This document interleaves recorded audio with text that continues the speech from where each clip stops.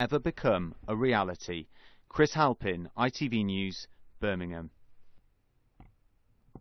More foster carers are needed in the Midlands, and organisations that recruit them are trying to dispel the myth that you need to be part of a so-called traditional family to do it. In the West Midlands, there are 9,130 children in the care of the local authority, but a shortfall of 910 foster carers to look after them. Well, this week, fostering agencies are appealing to people from the lesbian, gay, bisexual and transgender communities. They say you don't have to be part of a couple to foster. Earlier, I spoke to Dan, who's a gay foster carer, and I started by asking him why he wanted to do it. Well, I'd been working in hospitality for God knows how many years, and I felt that I needed a bigger challenge from what I was already doing. There are plenty of things you could do sort of short of becoming a foster carer. Specifically, what was it about this field that got you into it, and how did you find the process? The way that I got into it was by calling foster care associates and speaking with them about what the challenges were and seeing if that I would be appropriate to do the job. Kulvinder, you're the supervising social worker, or you were in Dan's case, so it's up to you, I guess, to pair the right young adult with the right carer, so you can see why this is such a lengthy process. Tell us more about it. I mean, from the point that Dan would have picked up the phone, he would have expressed an interest in fostering.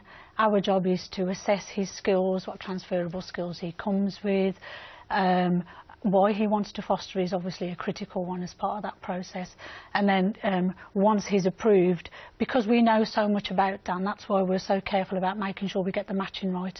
If we didn't know so much about Dan, it's not for us about children moving from one foster placement to another foster placement. It's because we know so much about Dan that we're able to make the right decision at the right time. So if there were people from the LGBT community watching this this evening, what would you say to them to encourage them to maybe get in touch or consider this? Do it.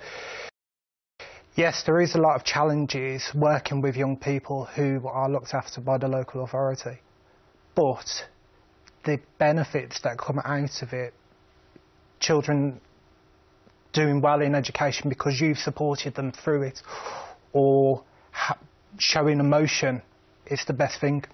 Kulvinder, I just want to ask you quickly about the perception that people might have at home. Some people watching this might say, well, children should be brought up in a more traditional way, a couple together, either married or not married, but a heterosexual couple. That would be the traditional way of bringing up a child. Why is that not necessarily better than the situation Dan's in?